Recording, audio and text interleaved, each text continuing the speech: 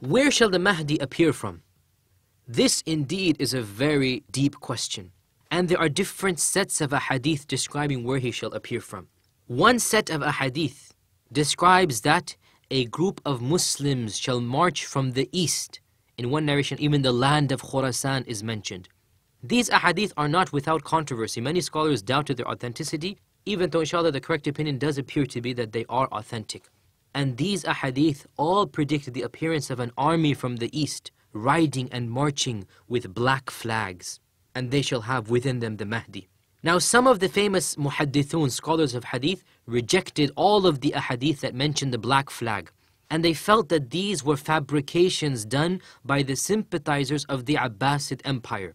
This is because the early Abbasid revolutionaries used the symbol of the black flag in their fight against the Umayyads. And they eventually won.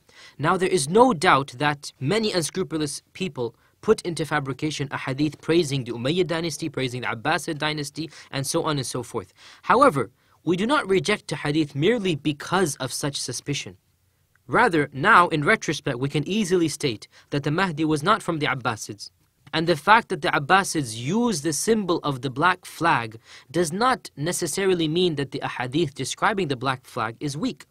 In fact, quite the contrary. We can twist this around and say the very fact that the Abbasids used the black flag was because they knew of this belief amongst the Muslims that the Mahdi and the army of the Mahdi will have the black flag. So they took advantage of this hadith and they wished to prove that they were marching from the east with the black flag. However, they were not the promised army of the Mahdi, and just because they used the black flag does not mean that the ahadith about the black flag are da'if. Rather, the correct opinion is that the ahadith of the black flag are at least hasan li ghayri, at least hasan in light of other evidences, and this is the opinion of many scholars of the past and present, such as Imam al-Dhahabi, the famous scholar of hadith, such as Ibn Kathir, the historian and muhaddith, and of course in our time Sheikh al-Albani as well.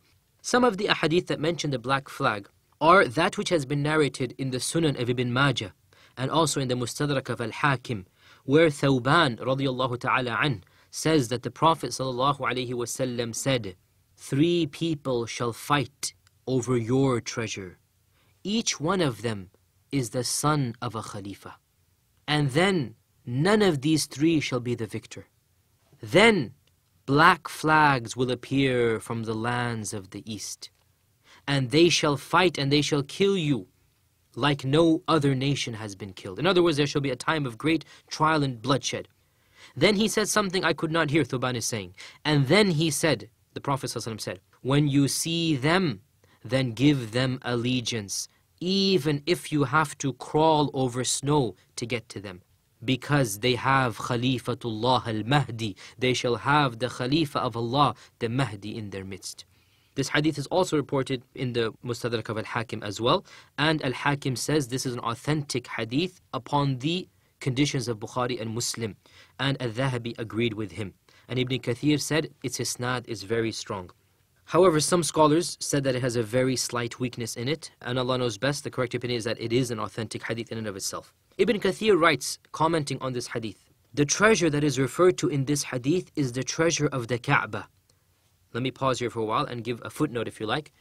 The Arabs of old, the tribe of Jurhum, they once had to abandon the Kaaba. This is way before the coming of the Prophet ﷺ, many hundreds of years before his coming. And they had to abandon it when the Kaaba was attacked, and they were forced to bury a large treasure, a vast treasure, somewhere underneath the Kaaba as it stands. And to this day, nobody has uncovered this treasure. So, the Prophet ﷺ is saying that towards the end of time, Muslims are going to try to fight to get this treasure that is buried somewhere in the Kaaba. Returning to what Ibn Kathir said, the treasure that is referred to in the hadith is the treasure of the Kaaba. 3 sons of the Khulafa will fight over it, and this shall be in the end of times. At this the Mahdi shall appear, and his appearance shall be from the eastern lands, and not from a cave of Samurra, as the ignorant Rafida presume. We'll explain what he is referring to later on. And he shall be helped by the people from the east as well. They shall support him and establish his rule and reinforce his strength. And their banners shall be black flags. For this is a banner that mandates respect and admiration, since the banner of the Prophet ﷺ was black as well. End quote. So Ibn Kathir held the opinion that the Mahdi shall come from the lands of the east, what is referred to in our times as Transoxania. And he also commented that the hadith is not a reference to the Abbasids, for he said, these are not the ones that Abu Muslim al-Khurasani came with in order to set the stage for the Abbasid Empire in 132 AH. Rather, these are other black banners that shall come with the Mahdi himself. End quote. So this is one hadith which mentions that 3 princes, in other words, 3 people whose fathers were khulafa.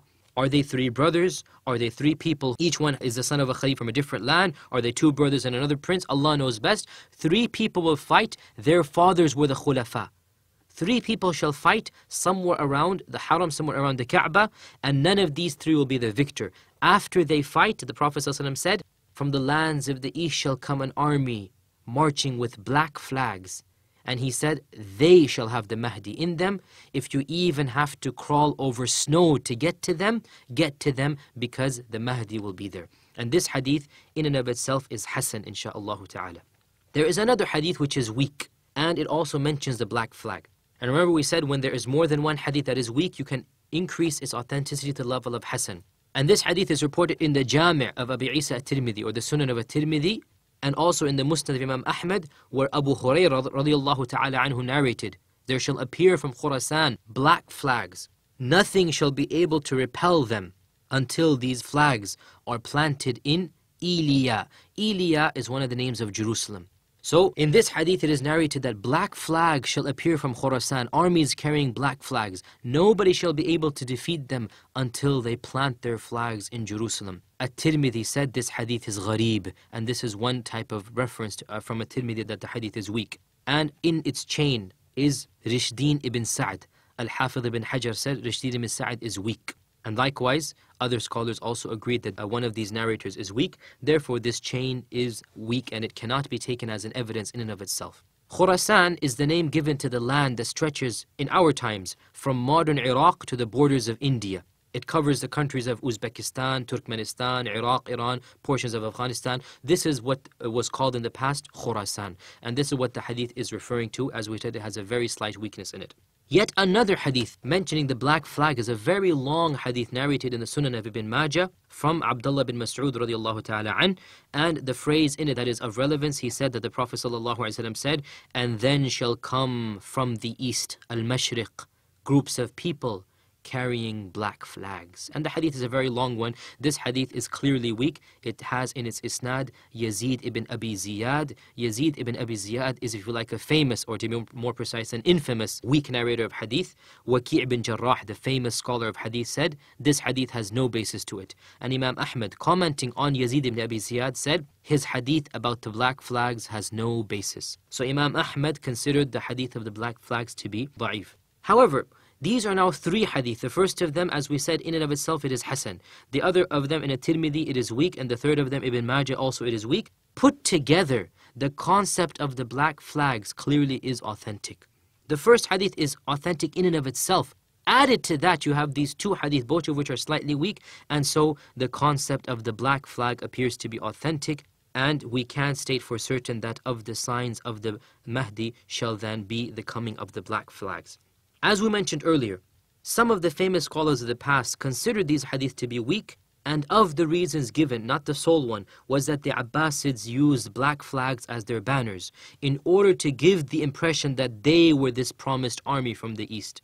However, as we said, we can look at this in the exact opposite light and say, why did the Abbasids want to give this impression? Because they knew of the existence of these hadith. And so in reality, the historical fact that the Abbasids came with black flags could actually lend credence to the ahadith of the Mahdi carrying the black flag. There is no doubt that the Abbasids did not have the Mahdi amongst them, but they hoped and they desired that he be amongst them, and that is why they used this concept of the black flags. Additionally, the concept of the black flags was invoked even before the coming of the Abbasid dynasty. It is reported in the famous history book of At-Tabari, Tarikh al-Rusul wal-Mulk, and also Al-Bidayah wal-Nihaya of Ibn Kathir, that one of the rebels against the Umayyad dynasty by the name of Al-Harith ibn Surayj claimed to be the Mahdi. And they say he took a black flag as his banner. Al-Harith was killed in the year 128 Hijrah, and he started his preaching over a decade before this, way before the Abbasid dynasty started its preaching in the Umayyad times. Therefore, there is clear historical evidence to support the claim that the concept of a black flag was linked to the appearance of the Mahdi, even before the coming of the Abbasid dynasty.